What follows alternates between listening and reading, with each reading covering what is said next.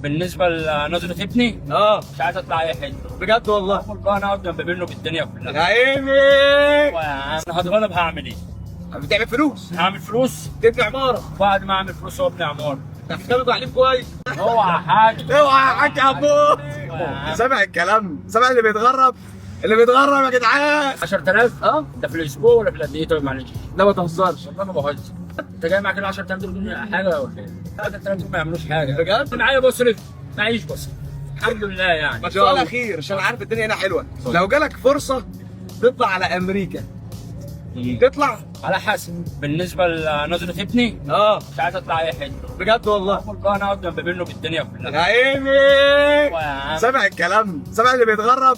اللي بيتغرب يا جدعان انا هتغلب هعمل ايه؟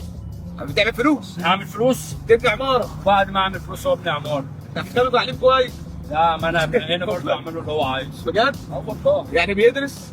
لا لسه صغير. طب وعد مني هيدرس، ان شاء الله. وعد منك للناس كلها، ان شاء الله. عشان بعد كده هاجي اقابلك تاني وهشوفه. وهديك رقمي عشان اقابلك كمان. ماشي يا جدعان الراجل دوت والله راجل فوق الخيال. انا اول مره اشوفه الله يعزك. بس البني ادم بيتعرف بالنظرته. الله يبارك فيك. ربنا